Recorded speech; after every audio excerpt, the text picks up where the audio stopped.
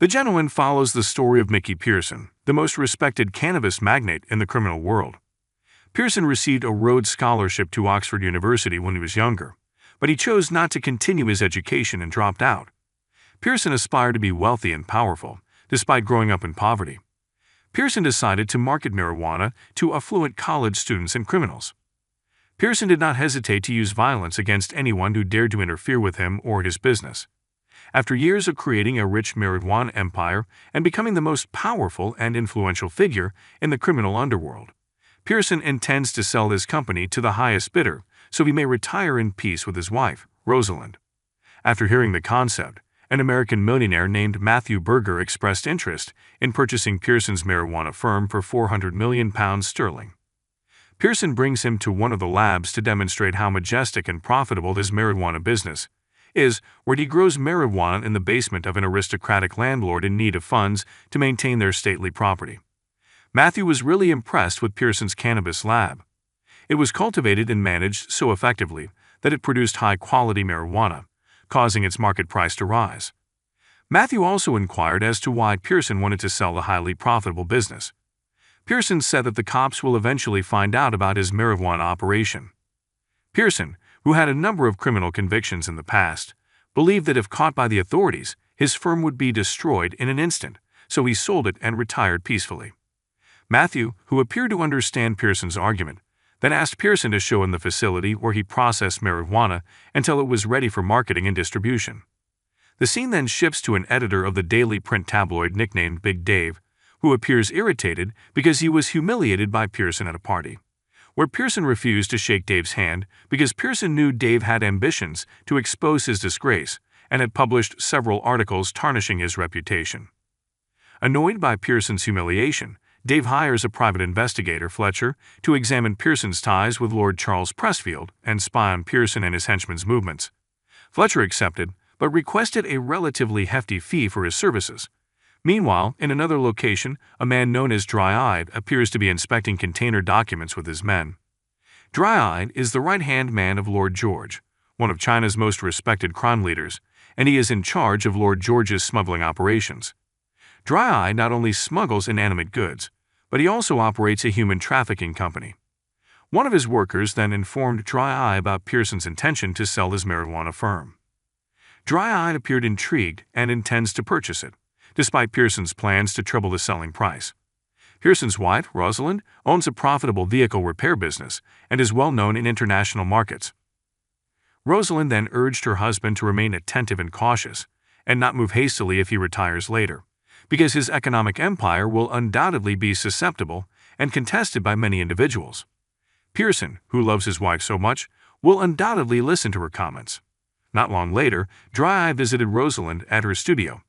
Shortly after Pearson left, Rosalind discovered that some of the auto parts she purchased for her workshop were contraband from Dry-Eye. Dry-Eye then begged Rosalind to meet him with Pearson, but Rosalind couldn't guarantee it. Dry-Eye then approached Pearson and made an offer to buy Pearson's marijuana firm. Raymond, Pearson's right-hand guy, noticed Pearson appearing uncomfortable with Dry-Eye close and ordered Dry-Eye to go immediately because Pearson had denied his offer. Pearson, on the other hand, had already planned on killing Dry-Eye if he did not leave his sight soon. Pearson, who had changed significantly, was no longer acting as recklessly and brutally as he had in the past over petty problems. Dry-Eye went away after Pearson softened and agreed to investigate the offer. That night, a bunch of masked youngsters burst into Pearson's marijuana lab, defeating the guards and stealing a vanload of marijuana before uploading a rap video of the incident online. One of the guards quickly reported the occurrence to Pearson, informing him that the adolescents were well trained in martial arts, indicating that they were not regular youths, and that they had been commanded to. The group of adolescents who attacked Pearson's lab turned out to be a group of amateur MMA fighters and YouTubers nicknamed the Toddlers, who were students of the coach, a former professional fighter who always taught to fight with the head rather than the body. Knowing that his kids had misbehaved by sneaking into and stealing marijuana from Pearson's lab, Coach ordered them to remove the YouTube video they had uploaded, and was horrified to hear that the marijuana belonged to Mickey Pearson. Following the raid on his facility, Pearson begins removing cannabis plants from the plantation as a safety precaution, while Raymond looks into how the group of young men discovered the site of their marijuana lab. Pearson then goes to Lord Snowball and requests for his assistance in secretly transferring the cannabis plant to a safer location. Lord Snowball agreed, but requested Pearson to do something for him. As it turned out, Lord Snowball asked Pearson to assist Lord Pressfield in locating Laura, his heroin addict daughter who had recently disappeared. Pearson then instructs Raymond to find Laura's location. Raymond soon discovers Laura hidden in an apartment with several other addicts. However, after a confrontation with his flatmates, one of Raymond's guys accidentally pushes Aslan, a young Russian man, from the balcony, causing his death. The incident was captured on video by a group of young guys who happened to be outside an apartment block, and it could be used as evidence against Pearson. Raymond and his thugs then pursued the young men, stealing their smartphones. Initially, Raymond offered to buy their cell phone for a high sum. However, because they resisted and enlisted a local gang, Raymond was compelled to use violence to obtain the smartphone. After delivering Laura to her parents, Raymond informs Pearson of an accident that killed Aslan, the son of a Russian oligarch. Laura, on the other hand, is returned to her parents but dies of a drug overdose shortly thereafter. Coach is seen visiting Raymond, apologizing for his students' behavior and offering his services as a combatant to make right for the toddlers. As the first task, Raymond requested Coach to find out who had revealed his students the location of Pearson's lab and then arrest him. Coach agreed, and it didn't take long for him to track down the individual, who turned out to be Fuck, one of Dry Eye's minions. As Raymond prepares to question the man, Fuck is killed by a train in an unsuccessful escape attempt. Raymond quickly reported the incident to Pearson, who felt Lord George meant to reduce the selling price of his firm. Pearson confronts Lord George, threatens him, and destroys one of his heroin labs in retribution. Lord George punishes Dry Eye for criticizing Pearson by offering to acquire his business, which is deemed degrading as Pearson and Lord George's enterprises are similar but not identical. Lord George then sent one of his henchmen to execute Dry Eye, but he killed Lord George instead. Following Lord George's death, Dry Eye became the new criminal lord. After Lord George's death, Dry Eye, the gang's leader, still wants Pearson's economic empire for himself. On the other side, while Pearson was alone in a cafe contacting his wife, a man approached from behind him and was going to kill him. But Raymond arrived just in time and killed the man immediately away. Pearson hurried to his wife's house, knowing he had been targeted for murder, since he was concerned for her safety. Meanwhile, Dry Eyes arrived at Rosalind's home with the intention of kidnapping her. However, she kills Dry Eye's soldiers before running out of bullets in her two-shot Derringer. Dry Eye immediately incapacitated Rosalind and smothered her hand before Pearson arrived and fatally shot Dry Eye as he was going to rape his wife, killing him. Fletcher then meets Raymond and tells that he has been following Pearson and has gathered critical information that might destroy Pearson and his business empire on Big Dave's orders.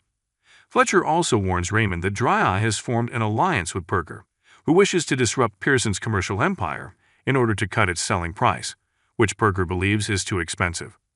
Fletcher approached Raymond, wanting to be paid more for the information than Big Dave had provided.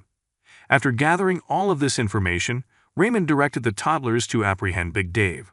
They then drugged the man, videotaped him copulating with an animal, and threatened to broadcast the footage online unless Big Dave halted his inquiry and made no public statements about Pearson and his men.